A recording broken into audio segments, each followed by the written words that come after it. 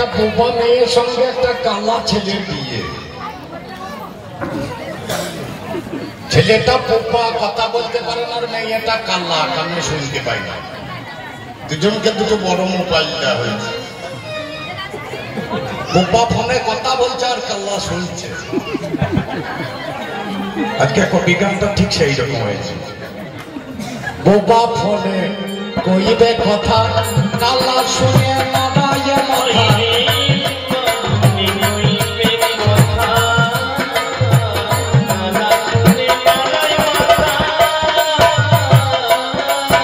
বাবা বোবা ফোনে কইবে কথা, কাল্লা শুনে নাড়ায় মাথা।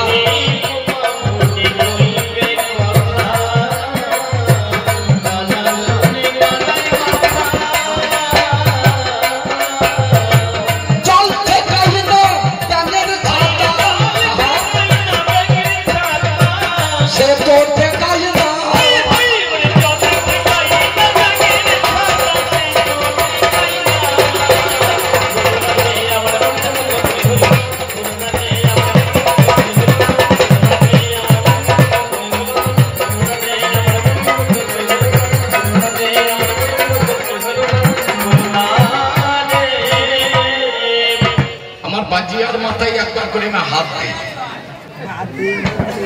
এর মাথায় হাত দিতে আমাকে ভালো লাগে, জানেন? মাথায় চুলের থাকটা ভালো আছে, এসেছে না? খুব চিন্তা করে দেখতে হবে, যাদের ধন আছে তাদের মাথায় চুল থাকে না, ধনের মাথায় চুল থাকবে না। যারা বোঝেন তারা বুঝুন, যারা বোঝেন না তারা বুঝতে হবে না, গুরু করে বুঝে। এ খুব তত্ত্বের কথা, খুব বড় মজার জিনিস। ওমা, এবার তোমাদেরকে জিজ্ঞেস করি, খই বেচেছ? মা খই বাজো না? বাজো? আগে ভাজতে সেদ্ধ দানা না আলু দানা? আলু দানা, কেন সিজে দানা হবে না? হবে। তোমরা কি করছো? হবে? সেদ্ধ করা দানা হবে না, কেন হবে না? সিদ্ধ করা জলে যদি অনুকূল হয়, সিদ্ধ করা দানে হবে না কেন? লক্ষ্মীন্দরকে নিয়ে বেহুলা যেদিন জলে ভাসবে, সনক এসে দাঁড়িয়েছে, মা আমার ছেলে যদি কোনোদিন প্রাণ পাই আমি বুঝবো কি করে? সেদিন সিদ্ধ করা একটা ধান শাশুড়ি মায়ের হাতে তুলে দিয়েছিলেন। যদি কোনোদিন আপনার সন্তানের জীবন ফিরে পায়, সেদিন এই সিদ্ধ করা ধানে অনুকূল হবে। তাহলে সিদ্ধ করা ধানে অনুকূল হলে সিদ্ধ করা ধানে ক্ষতি হবে, কিন্তু হবে না। হবে না তার কারণ আছে, ধান সেদ্ধ করলে ধানটা ফেটে যায়, ফেটে গেলে আর নতুন করে কি ফাটাবো? একবার যা ফেটে যাবে তাকে নতুন করে আর ফাটানোর কিছু নাই, নাকি? সিদ্ধ ধানে হবে না খই, এবারে দুনিয়া হবে খই।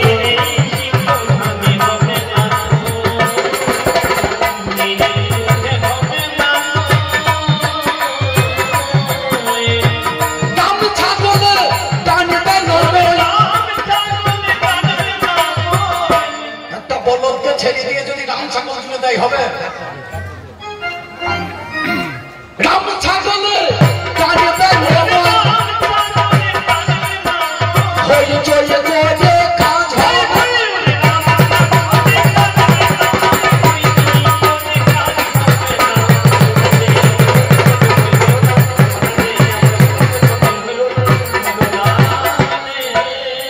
বাবা, যা হয় না তা হবে না।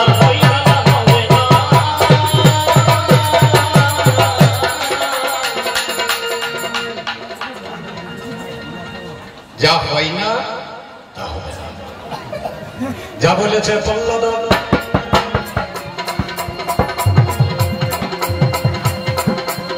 কবির পয়েন্টখানা দেখো, কথা শুনছে আপনাদের শুনে, আপনারা শুনে নিলেন সুদীপন্ন ভোরে জিজ্ঞাসা করেছে আমায়,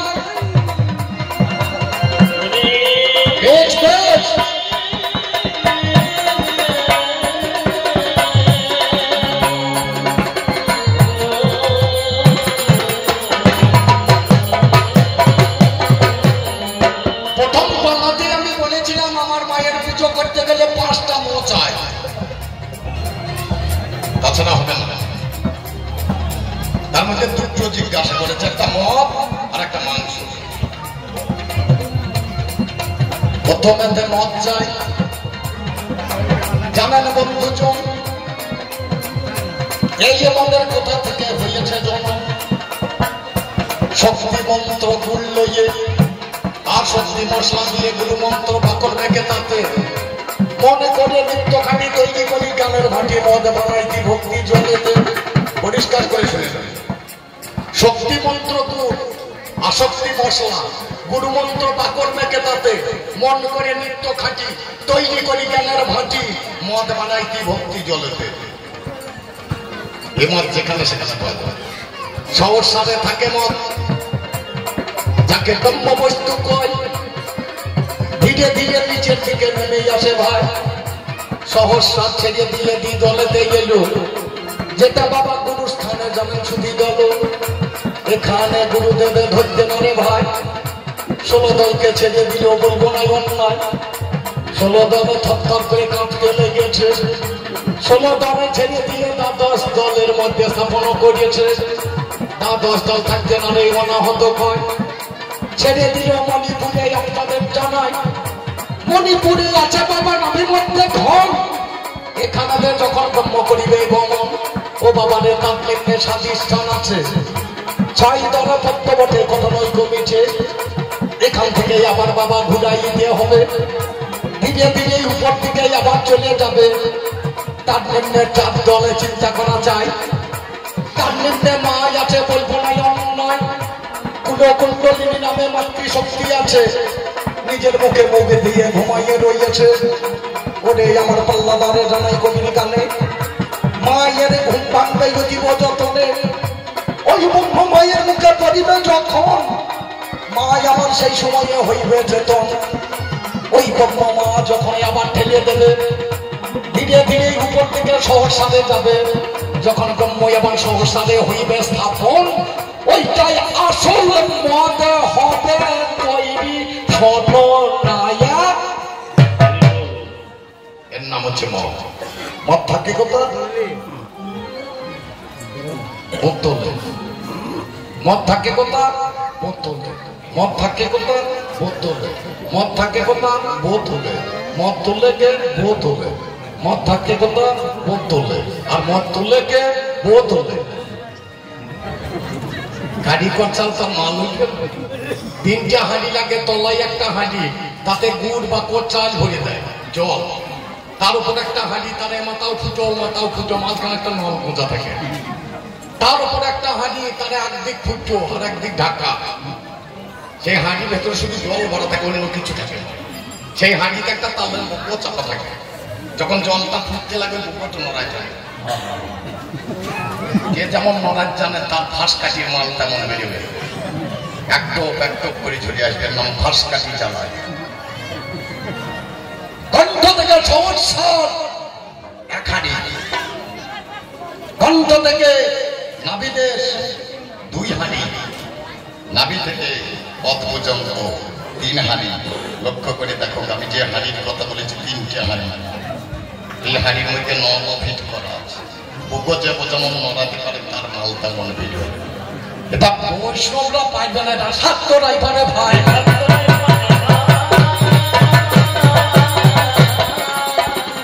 এবার কাটতে হবে পাটা। পাটা কাটতে হলে বাবা খড় যায়। পাটা কাটতে কেন? আর পাটা কই বাকি? খুব চিন্তা করে দেখবেন বইতে কেমন লাগে। খারাপ কথা বইতে পারি তবু না বললে নয়। বইতে এখন কি বলেন বলবো? খারাপ কথা বইতে আমাকে মোটেই ভালো লাগে না, তবু আবার না বললে।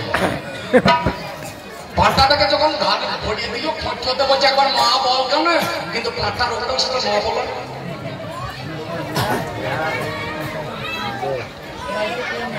চেতাদার আমার মতো মাল বড় গোপ আছে, খড় নিয়ে বসে বসেছে বসা।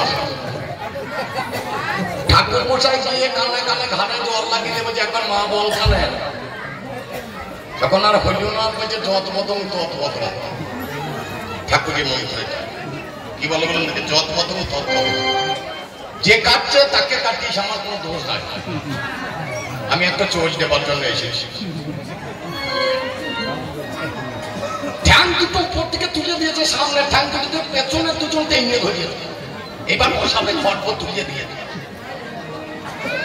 যে পাটা দিয়েছে সে তো জামাই বিটি বলে দিয়েছে, মহল্লা বেঁচে রেটে। এটা বলছে মা দেখে যেন বেরিয়ে না পড়ে। ছাগল দেখছি তো কেটে দেবে, একবার মা বলে মা তো আর বেরিয়ে নিয়ে জিদ বেরিয়ে গিয়েছে। বলছে এমন করে টেনেছে, ছোট শিল ছিল, ছলির ফাঁক দিয়ে বেরিয়ে চলে এসেছে মাথা। সে দাদা তা তুলিয়ে বসে আছে, বলছে আমি তো ছোট্টা বল, বলে খানিক গো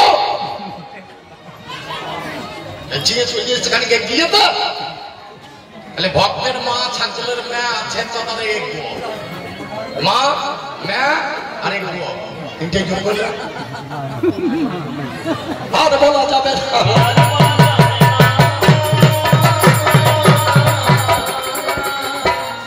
আপনারা হাসলেন, মা মা এক গো।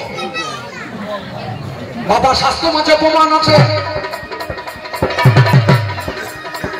ব্রহ্ম কৈবর্ত পুরাণ খুলিব,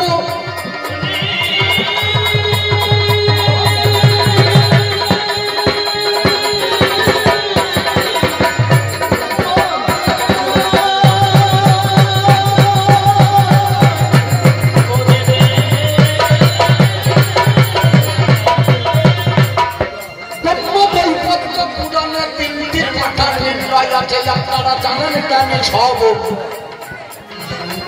একটা ছাগলের পাঠা, একটা ভেড়ার পাঠাই আছে, একটা মহিষের পাঠা। বাবা কথা নাই কমেছে। একদিনে ভোলা রাতে কোন কর্ম করলো, কৈলাসে বসে বসে নাম নাম গাইল। দুর্গা এসে বলে ভোলা গো রাস করতে পারছো না, একবার তুমি করো রাস, মিথ্যা বলো না। বলে করবো,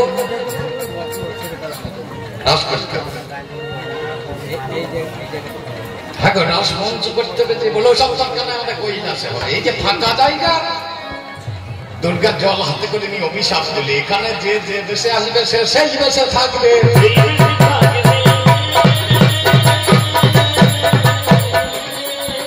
মহাদেব আর পার্বতী রাস করতে গেলেন, আর এদের তিনটে দেবতা মানে তিনি বেরটা এসেছে মা বাবা রাস দেখতে। কত বড় সুর চিন্তা করে।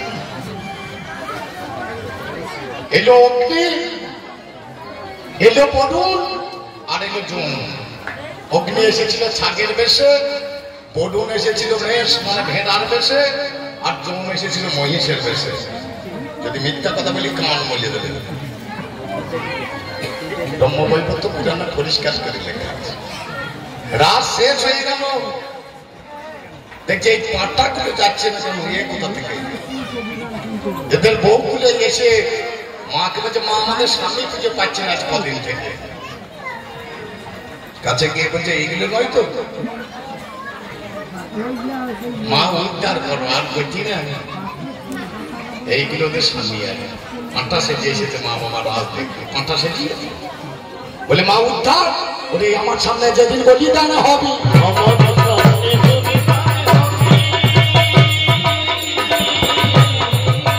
তাহলে মায়ের সামনে বলিদান না হলে উদ্ধার হবে না। বলুন স্বাস্থ্য খারাপ কাজ করেছে। যদি আর একটু ভাবে যাই, এই কলিযুগের প্রশ্ন, এত প্রশ্ন হয়েছে। ভোলানাথ একদিন বসে বসে হাসছে, বলে দুর্গা আমার দেশের বৈষ্ণব কত, বলে তুমি একবার নিমন্ত্রণ পাঠাবো, আমি একবার তাদের সেবা দেবো, কারণ বৈষ্ণব সেবার উপরে আর সেবা নেই। বলে পাঠাবো কাকে? বললো নারদমণি। নারদমণি নিমন্ত্রণ দিয়ে চলে এলেন। দুর্গা তো জানে পৃথিবীর মধ্যে একজনই বৈষ্ণব, দ্বিতীয় বৈষ্ণব জন্ম নেবে না। সেই বৈষ্ণব হচ্ছে শিব, আর দ্বিতীয় বৈষ্ণব জগতের খুঁজে আপনি খুঁজে পাবেন না। ওই শিবই এসেছে হনুমান রূপে, ওই শিবই এসেছে কলিযুগের মধ্যে অদ্বৈত আচার্য রূপে। লক্ষ্য করে দেখবেন। এই হচ্ছে প্রশ্ন। সব বৈষ্ণব চলে গিয়েছে, মা বলছে আরে বাবা ওই মর্তের পোশাক করে তো আমার এখানে খাওয়া যাবে না। বলে কি করবো? বলে আমার দেওয়া কপিন করে খাও, তোমাদের কপিন খুলে রাখো, তারপরে খাওয়া দাওয়া শেষ করে আমাদের কপিন খুলে দিয়ে তোমাদের কপিন করে বাড়ি চলে যাবে। মা আমার ওদেরকে কপিন দিয়ে পরিয়ে দিয়ে একটা ছেঁড়া বসন করেছে, এখানে সেখানে বেরিয়ে আছে, মা পরিবেশন করেছে। যত বৈষ্ণব ছিল মায়ের এই রূপ দেখে তাই যে না ভোজন করে চলে গেল। মহাদেব বসে বসে হাসছে, দুর্গা আজ আমার আনন্দের সীমা নাই, জানো জগতের বুকে এত বৈষ্ণব। দুর্গা মাধব বলছে মহাদেব পরীক্ষা করে নিলে হতো, কটা বৈষ্ণব হয়েছে আর কটা হয়। বলে কি করে করবে? বলে আমি বেঁধে রেখেছি যে কটাই দাগ লেগেছে আর কটাই লাগেনি সেটা দেখতে। মহাদেব কি একটা কপিন তুলেছে, কপিন দেখছে দাগ লেগে গিয়েছে, ফেলে দিয়েছে। একটা একটা করে তুলতে যাই, সব দেখছে তাই। মহাদেব রাগ করে ওরে পশু কুলিয়ে জন্ম নিবি।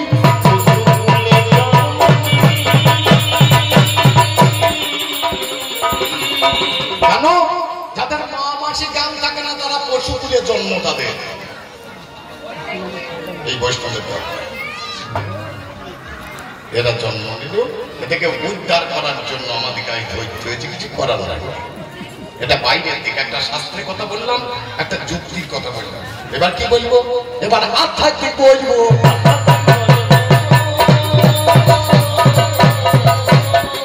মানুষ মন্দির মাঝে কালী রূপে গড়ে স্থাপন, একটা ঘট করতে হয় নয়ন, ভাব রূপা ঘটখানা তুমি এনে নেবে, প্রেম রূপে বাড়ি দিয়ে পুরনো করিবে, ভাব রূপায় আত্মপল তাহার উপর চাই, আরে ভক্তির উপর যাবে বাবা তাহা দেওয়া হয়। চিন্তা করে দেখ, চলুন আস্তে আস্তে তত মজা আসবে। এবার মাতৃ নামে ঢাক, তোমাদের আছে খোল আর আমাদের আছে ঢাক। তোমাদের খোল খুলিয়ে দেবে আর আমরা ঢেকে দেবো। মাতৃ নামে ঢাকখানা সাজরে বাজি। বাবা পুজো হতে গেলে বাবা বলিদানে চাই, বলিদানে ছাড়া মায়ের পূজা হওয়া দায়। তিনটি বটি বান্ধা আছে বলিদানের পরে, তাদের করাও সালাই আনন্দ সাইলে। গাম খোদের লোক তিনটি পাটাই আছে ভাই, গাম শব্দে ছাগল বটে বলবো না নয়, ওদের হলো ভেড়া বাবা কেন বা বলবো না, লোভ আমার মহিষ হলো মিথ্যা বলবো না। তিনটি পাটা যখন আমার সংসারণও গেল, বিজ্ঞানকে চিত্তাকে টাকা বাবা হলো, আরে জ্ঞানের উপর খাদ্যখানা হাতে দেওয়া হয়। ওরে তিনটি পাটা বলিদানে হই মহাশয়, আমার চৌদ্দে যুবকাত্র হেরিয়ে নয়নে, মাটিতে পতিত করো অতীব যতনে। ওরে পাঠা যদি মামা বলে করে টানাটানি, ভক্তির উপা খেলি কাটি বুঝিবি তখনই, জয় তারা বলে তুমি কম মেরিয়ে দেবে, আর ওই মানুষ মেরে আগুনে পোড়াইয়ে খাবে। কাটা কাটা হলো মদ খাওয়া।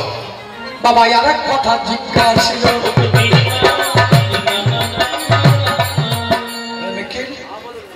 অত সময়ের আমার দরকার নাই, তুমি যা ফর্দ করতে আমি মাল দেবার নেপাল।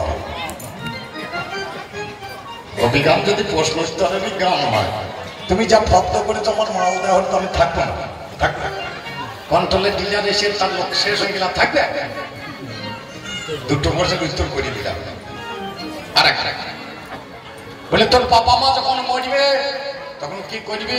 যে তারাপীঠ বোধহয় কোনোদিন যায়নি, দেখবেন এইখান থেকে বলো হরি হরি বল করতে করতে ওই নাম সব জায়গায় নিয়ে যায়। সম্পূর্ণ মনে করেন ছেলের অন্নপ্রাশন হয়েছে, খেতে বসেছে, সেই সময় কোনো বৈষ্ণব গিয়ে যদি বলে বলো হরি, পিঠের চামড়া থাকবে।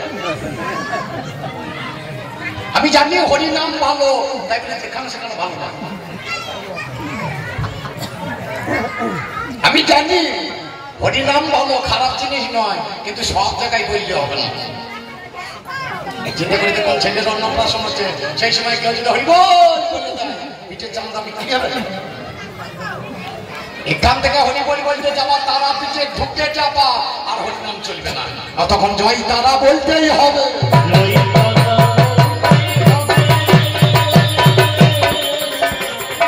যত বড় নিয়ে যাবেন চলুন তারাপীঠকে, তারাপীঠের আগে পর্যন্ত তোমার নাম, কিন্তু ঢুকে গেলে আমার নাম। এর মধ্যে কি আছে? এই স্বার্থ ভক্তরা কি করতে পারে তোমাকে একটু দেখিয়ে দিই।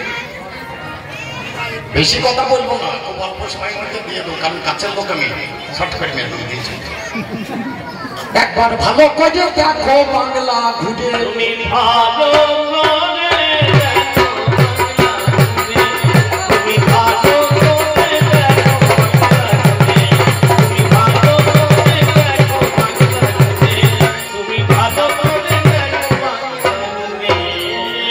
কত স্বার্থ ভক্ত লুকিয়ে আছে। এই এক গানে গান শেষ করে দেবো। প্রথম পশ্চিমবাংলা দেখাচ্ছি, যদি হয় ভালো, না হলে ভারত দেখাবো। কত স্বার্থ ভক্ত লুকিয়ে আছে আমার পশ্চিম বাংলার অন্ধকারে।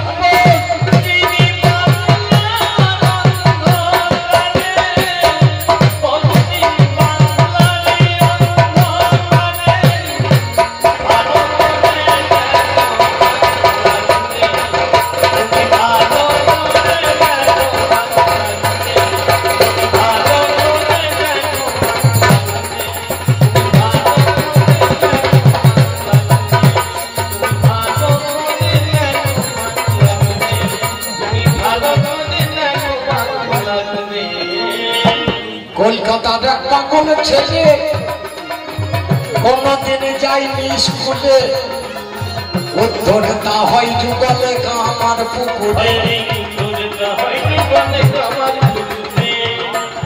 লেখাপড়া করেছে রামকৃষ্ণ ঠাকুর, উদ্ধরতা হয়েছে। একদিন সারদা এসে বলছে, একটা সন্তান দাও ঠাকুর। ঠাকুর বলছে, ঠিক আছে দেবো, তুমি একবার বসো তোমার কোলে, আমি মাথা রেখে একটু ঘুমিয়ে নিই।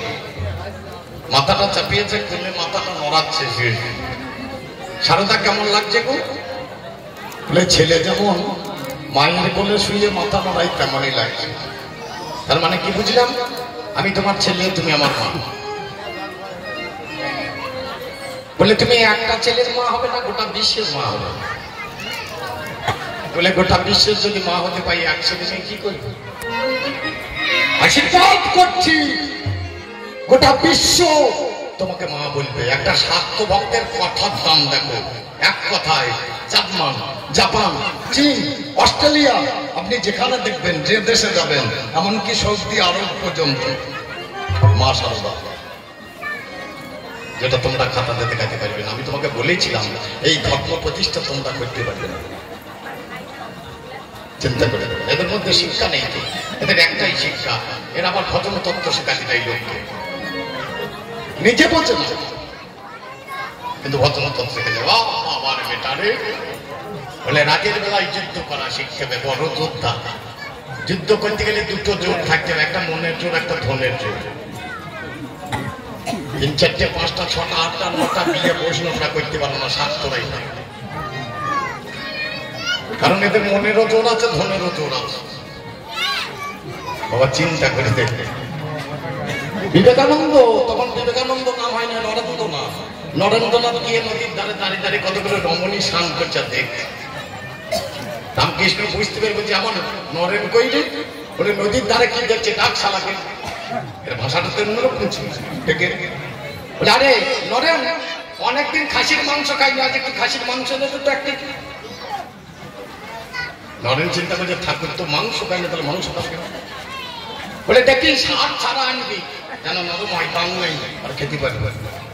হাট ছাড়া মাংস 1 কিলো কিনে এনে দিয়েছে, একটা পাত্রে রেখেছি, তেল দিয়েছে, নুন দিয়েছে, হলুদ দিয়েছে, মশলা দিয়েছে। বুঝে নরেন, হাত দিয়ে একটু চটকে একটু মেখে না, তাহলে রান্না করতে ভালো হবে। বলছে, হাত এলে দিয়েছে ঠাকুর, আর পাচ্ছি না। বলে, বাঁ হাতে করে মার। বলে, পাচ্ছি না। বলে, 2 হাতে মার। পাচ্ছি না ঠাকুর, মাছ খাওয়া পাচ্ছি না। শালা নদীর ধারে যেটা দেখছি সেটা মাংসের স্তূপ, ওকে লাড়া ঘাটা করে কিছু হয় না। এই হচ্ছে শাস্ত্রের শিক্ষা। তোমাদের শিক্ষাতে আমরা শিক্ষিত নয়। রামকৃষ্ণ ঠাকুর নরেনের বিবেক জাগ্রত করে দিলেন, বিবেকানন্দ নাম হয়ে গেল। মাংসকে লাড়া ঘাটা করে কিছু হয় না। কলকাতার এক পাগলে ছেলে কোনদিন যাইনি স্কুলে, উদ্ধরে তা হয় যুগলে না আমার পুকুরে। বাবা ছিল গদাই, হয় রামকৃষ্ণ, এর নাম ছিল গদাধর। গদাই বাবা ছিল গদাই, হয় রামকৃষ্ণ, দক্ষিণে সন্ধ্যা।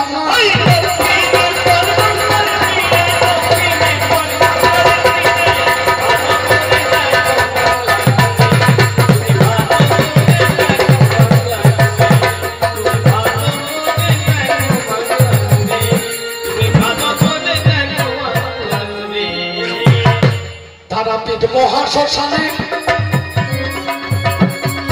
আসল সাপ্ত নৌকা চিনে, প্রথমেতে বাবার ভোগাই মায়ের ভোগাই পড়ে। আপনারা আজও পুজো দিতে যান, প্রথমে বাবার ভোগ হবে, সেই প্রসাদ এনে মন্দিরে ভোগ হবে। কত বড় ভক্ত এরা বুঝতে পারে না, এটা বুঝে সব, কিন্তু বোঝাতে চাই না। আর এদের ভাব আলাদা, কান্দে ঝোলা, গলায় মালা, হাতে ঝোলা।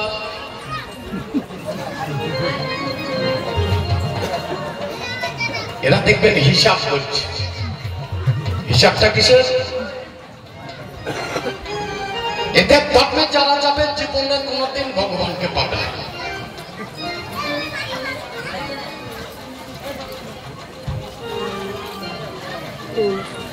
কচ্চাই লিখে দিলেন, কলিযুগে অসংখ্য বৈষ্ণব হইবে, হাসিতে খেলিতে তারা নরকে যাইবে।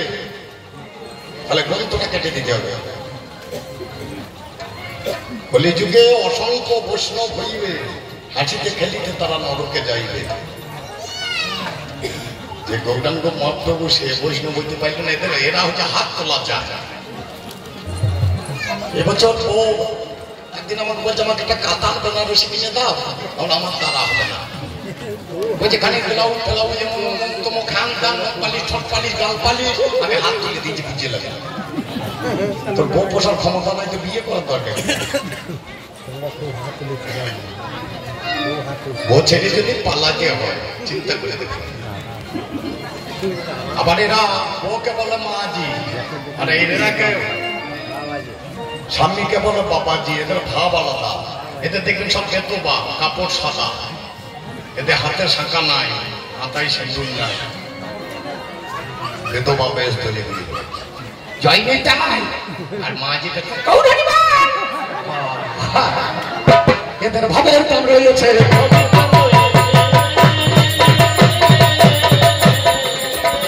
কি জানাবো বাবা তো সে কাছে।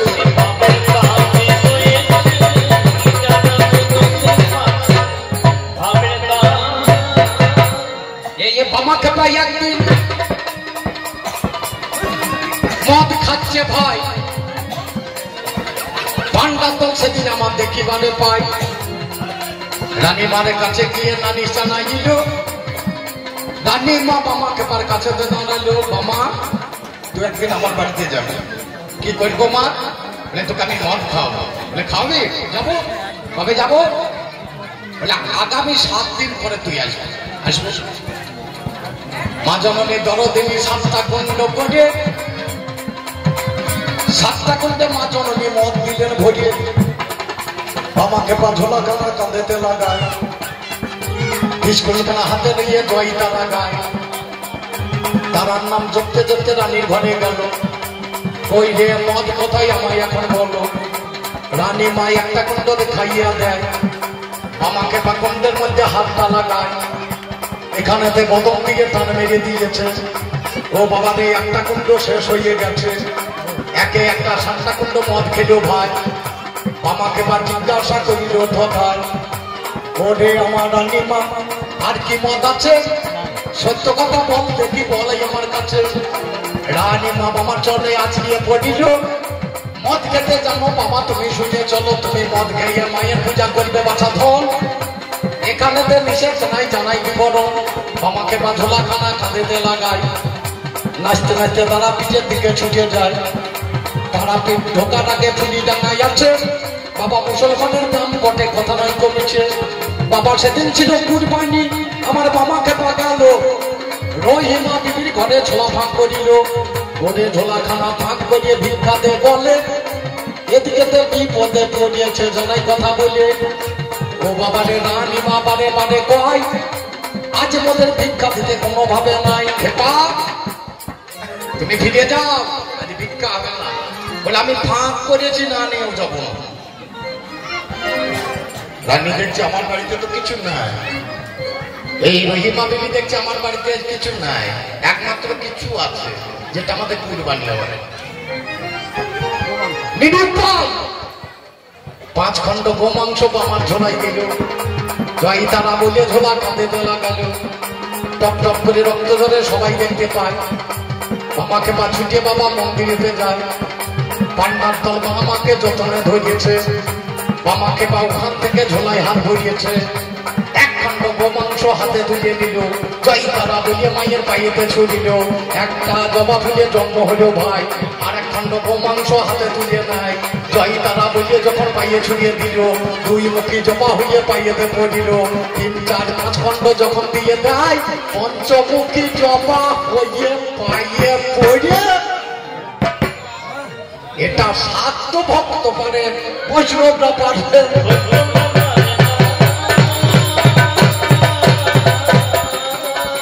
অনেক তো বৈষ্ণব বাচ্চা দেশে একজনকে নিয়ে এসো, তাকে ও মাংস দেবো না, পোলট্রির মাংস দেবো, একটা পোলট্রি ফুল করবে।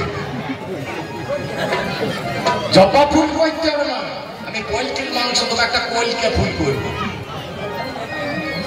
হবে? তাহলে চলো তারাপীঠ মহাশ্মশানে। আসলে ছাত্র নৌকার ছিটে প্রথমে বাবার ভোগাই মায়ের ভোগাই মনে হলো দ্বারকা যুদ্ধর বাহিনী, হলো দ্বারকা যুদ্ধর বাহিনী মহাদিত্য যায়।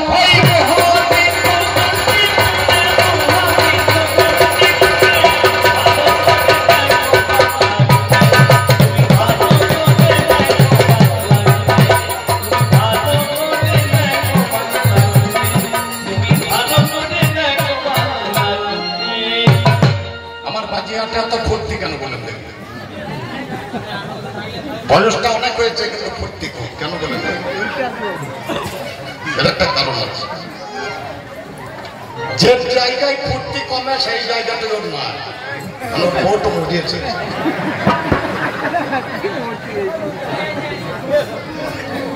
আসলে হবে না, বিয়ে করা বউ, ও বউটা আলাদা, আমার ঘরেতে বউ বলে ঢুকাছে, এই বউটা মুড়িয়েছে। এই ভাগ্যের 2টো বউ আছে, একটা রতি আর একটা মতি। এই গান বাজাতে বাজাতে 23শে মাঘ থেকে বাড়ি থেকে বেরিয়ে আছে। রতি নামে যে বউটা ছিল ওর বোধহয় মরিয়া গিয়েছে।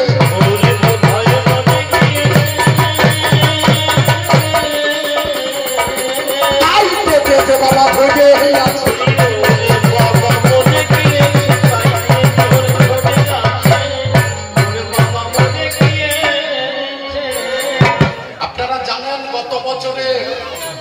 বর্ষা খুব টান ছিল। আমি বাড়ি গেলাম, ছাত্রের ভূমিকায় খুব মুগ্ধ হয়ে গিদিলার রঞ্জিত বসু 100 টাকা পুরস্কৃত করলো। তার জন্য সবাই জোরে হাত তালি। পয়সা যার পকেটে থাকে ঘুরে থাকে পাকে পাকে, পয়সাতে ভরে নিয়ে, পয়সাতে বুড়োর বিয়ে, পয়সাতে হাতে গড়ি, পয়সাতে পান বিড়ি, পয়সাতে গাড়ি চড়ি, পয়সাতে বাবুগিরি। পয়সা যখন না থাকে তখন লোক পাড়া হাটে থালা নিয়ে।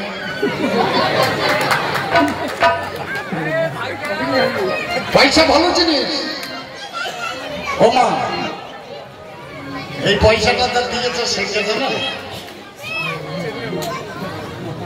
বলবো না। রঞ্জিত বসু যার নাম করে গেল সেজন আমার মামা বটে।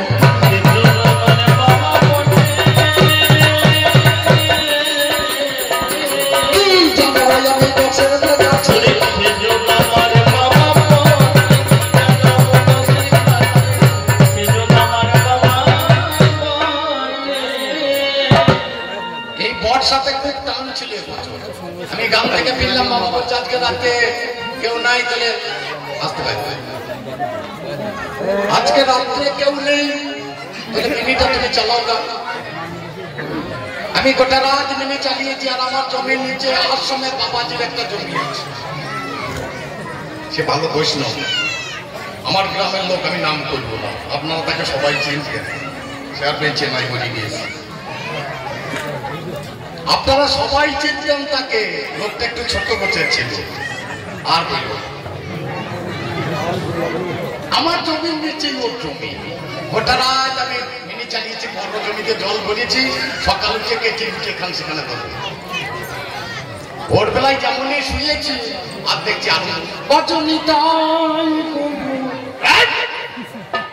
সময় পাই নাই এ গান গাইতে গাইতে চলে গেল জমির আইকে আমি জানলা থেকে দেখছি ভাব আছে বৈষ্ণব মানুষ দাঁড়িয়ে দাঁড়িয়ে হরিনাম করছে আমার জমিতে জল কাটছে বইলে তো বুঝতে পারি ভাব কেন দেখুন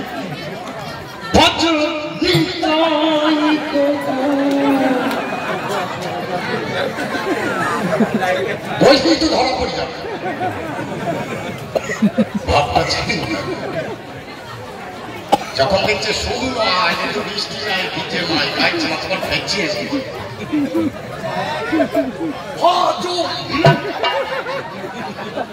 যখনই লাল্লার মতো হয়ে গেছে তখন দেখছি মাছ পাল্টে গেল বলো কৃষ্ণ কৃষ্ণ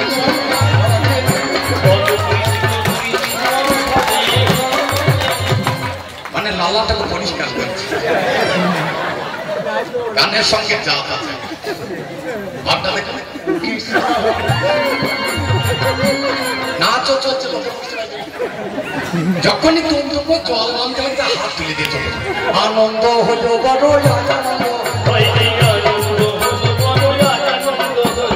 বদলের জমির জলে জমিতে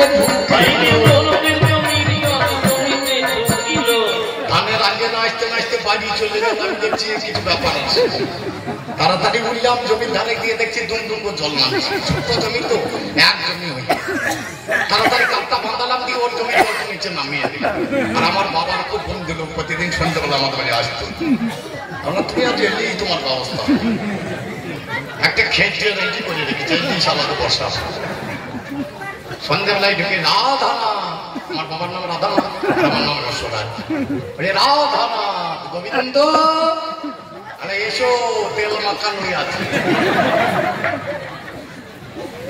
বলে কি হলো বুঝলাম না তুমি বসলাম না বলে আমি খাটি বললাম দেখছো আমার গলায় মালা কাঁধে ঝোলা হাতে ঝোলা আল্লাহ তাহলে তুমি জল খাই ফাঁকে ফুঁকে যারা তত্ত্ব বুঝেন তারা তত্ত্ব বুঝুন বাইরের দিকে ভাবলে হবে না এ মালের মধ্যে তলাই মাল ঢুকে আছে যাদের তলাই তলাই নড়ে তাদের তলাই নড়তে দিতে হবে যাদের ওপরে নড়ে তারা ওপরে নড়বে সবারই ভালো তলাই নড়ার ক্ষমতা ওই ভগবান দেন বললাম ফাঁকে ফাঁকে কাটো মানে তোমার জন্য জল আমি নিচে নামিয়ে নিয়েছি তখন দেখছি আরো আসছে হাগো তোমার জন্য জল নামিয়ে নিলাম তুমি হাসছো বলছে আমার একবার তান্ত হয়ে দিয়েছে তাহলে বৈষ্ণবদের এক বাতান হলেই হয় এ বাবা বড় মজার কথা যারা বুঝতে পারবে তাদের কাছে খুব সূক্ষ্ম কথা আর যারা বুঝতে পারবে না তারা হেসে বাবা হরিয়েছে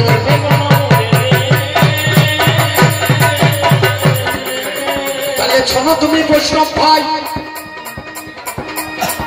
আমি তোমার কাছে গাই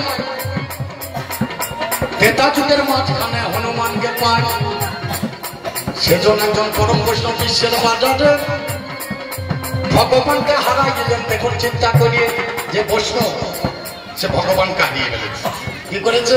একটা লেজ দিয়ে ঘর তৈরি ঘর, সেই ঘরের ভিতর রাম লক্ষণ ভরিয়েছিল ভাই। মহিরাবণ এসে তাদের নিয়ে চলে যায়, পাতালেতে নিয়ে গেল। চিন্তা করুন মনে, নিচের দিকে নেমে গেল, বলবো না বাগানে মাল নিচের দিকে সবাই নামাইতে পারে, উপর দিকে তোলাটাই ব্যাপার। নিচের দিকে নামাইতে সবাই পারে, উপর দিকে তোলাটা। হনুমান বৈষ্ণব, সে রামকে নিচের দিকে নামালো।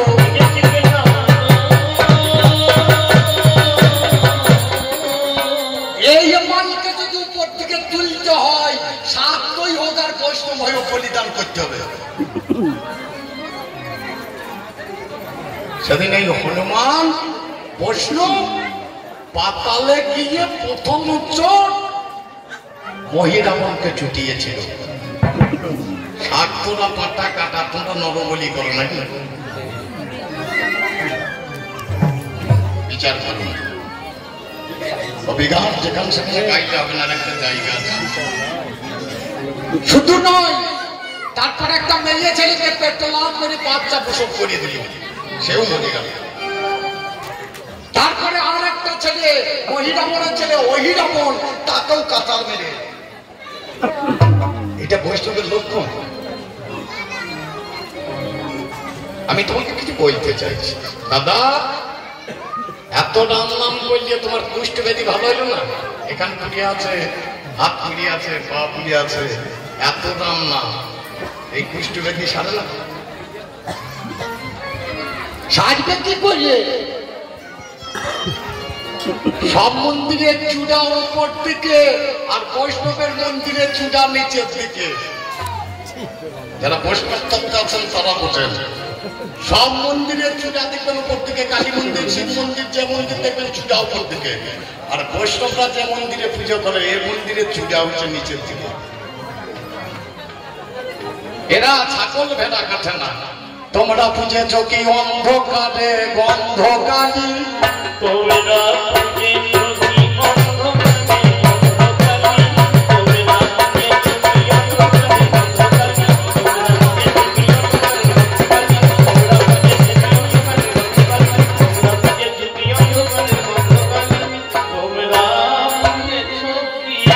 সেখানে ছাকে ভেড়া কাটা যায় না।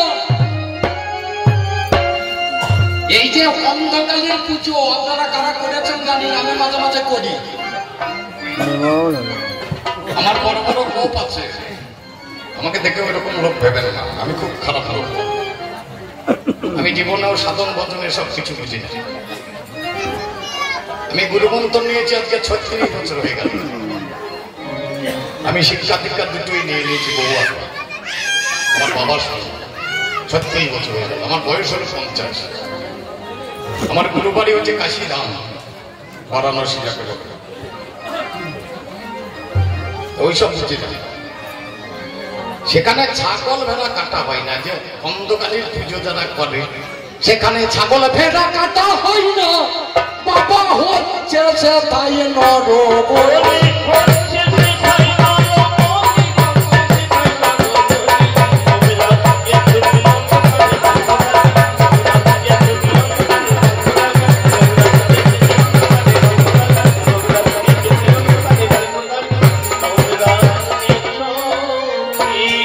তাহলে নাম আমার রাবণ রাজা।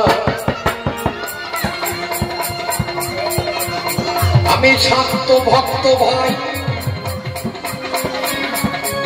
33 কোটি দেবতাকে ঘরে বেঁধে রেখে দিয়েছিলাম, জানেন তা সবাই। আমি সেই শাক্ত। বাবা জমকে দিয়ে ঘোড়ার ঘাস কাটাই, পবনকে দিয়ে জাল দেওয়া করাই ভাই।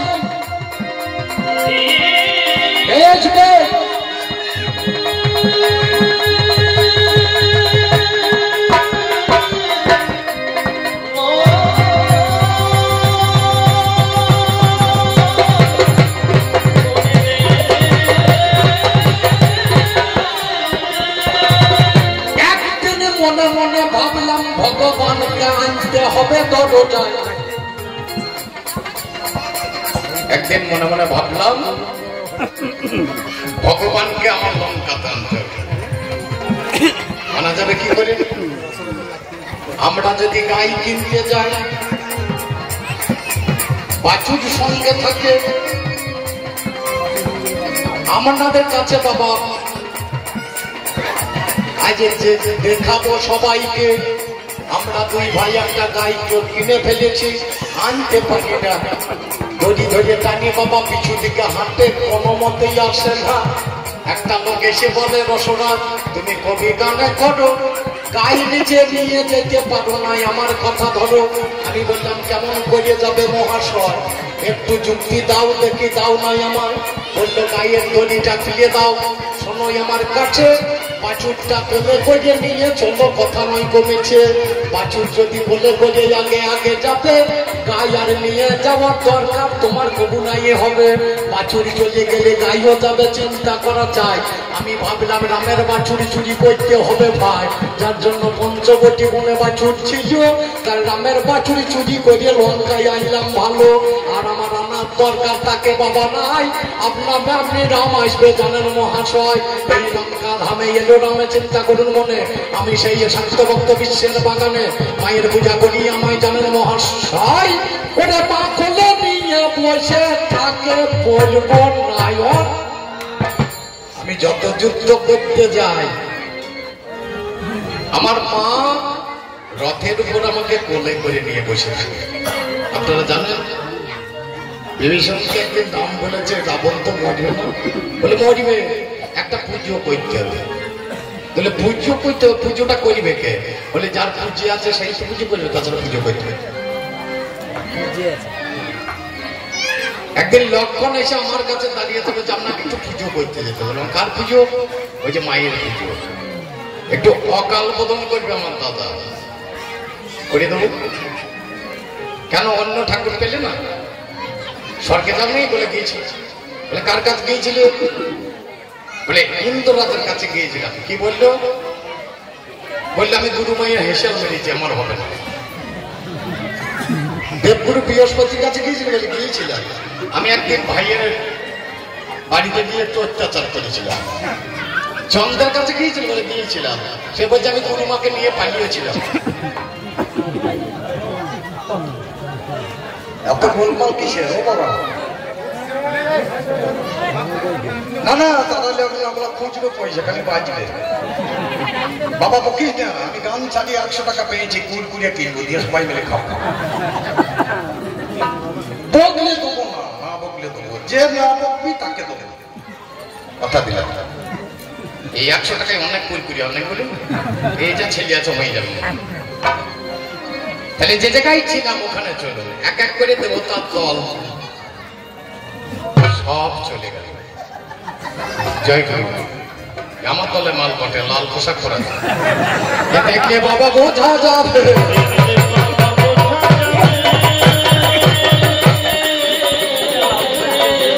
লক্ষ্য করে দেখুন,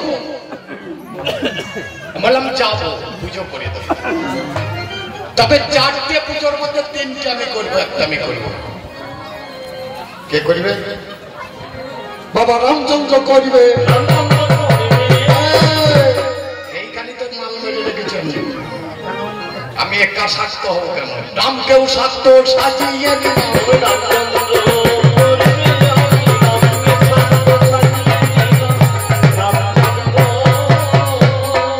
আমি যেদিন পূর্ণা হইতে দিতে গেলাম, গলায় কাপড় দিয়ে দাঁড়ালাম, বলো রাম তোমার পূজার উদ্দেশ্য কি? বলছে রাবণ বধ। আমি হাসতে হাসতে হাত দুটি উপরে তুলেছি। আমি ধন্য, জগতের বুকে আমি শাস্ত্র ভক্ত ধন্য।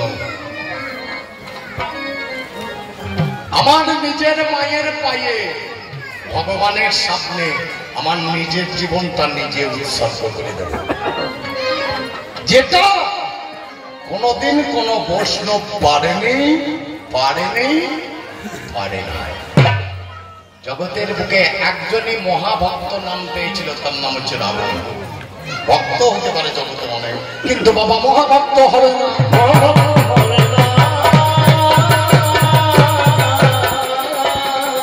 রামচন্দ্র ফুলগুলো ছুঁড়ে ফেলে দিয়ে আমার পায়ে ধরেছিল। ভক্ত আমার পিতা মাতা, ভক্ত আমার গুরু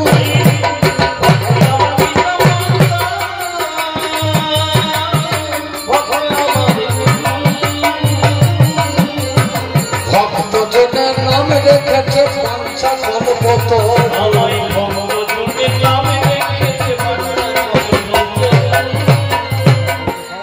বলেছিল রাবণ আমার সীতার আর দরকার নেই তুমি থাকো বলে আমি কথা দিয়ে নিয়েছিলাম আমি যা বলবো তোমাকে তাই বলতে হবে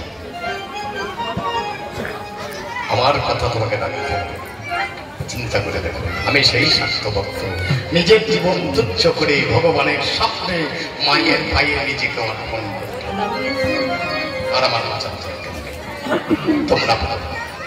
তোমরা নিজের স্বার্থকে বড় করে দেখো তোমরা দেশের স্বার্থ দেখো না তোমরা দশের স্বার্থ দেখো না লক্ষ্য করো তাহলে বুঝতে পারবে আর একটা ছেলে দেখলাম বৈষ্ণব দলে ভাই একটা মুসলমানের ছেলেকে এনে হরিদাস করে দেয় তোদের ধর্ম ভালো মুসলমানের ঘরে পালন হল 5 বছর এর জন্মেছিল ব্রাহ্মণের ঘরে জন্মমাত্রের বাবা গেল মরিয়ে এ বাবা মরার সঙ্গে সঙ্গে তখনকার দিনে কথা ছিল বাবার আগুনে মাকেও মরতে হতো তাহলে বাবা মা দুটোই হইল ছেলেটাকে রোদে ফেলিয়ে রেখে দিয়েছে নেওয়ার মতো কেউ নাই সেই সময় মুসলমান এলো হবিতুল্য কাজী এই হবিতুল্য এসে বলছে ছেলেটা কাঁদো বলে এই ছেলেটাকে তোমাদের নেওয়া যাবে না বাবা বড় মজার ছিল সেই হবিতুল্য এমন একটা লোক এই হবিতুল্য বাবা ডাক্তারি করতে পারে এই হবিতুল্য যখন ওর বউ কাছে গিয়ে বললে একটা সন্তান এনেছি তুমি পালন করতে পারবে না ছেলেটাকে রেখে দিল 5 বছর মুসলমানের বাড়িতে খেলো খাওয়ার পরে এসে বৈষ্ণব দলের নাম দেখল পৃথিবীতে আর মুসলমান না এই দলে এ নাম লাগাতে পেল আল্লাহ ফকির সে তো একবারই জল খেয়েছিল মুসলমানের বুঝতে পারলেন একবার জল খেয়েছে আর এই ধর্মে আসতে পেল না হিন্দু ধর্মে থাকতে পেল না আর এই 5 বছর খাবার পরও আমাদের ধর্মে এসে হাত তুলে হইতে আপনারাও তার নামগুলো গানে নিতে আমরা ঠিক বুঝতে পারি এ তত্ত্ব আমি বুঝতে পারি না এর মধ্যে কি ঢুকে আছে কি মাল আছে বাবা আমি বুঝতে পারি না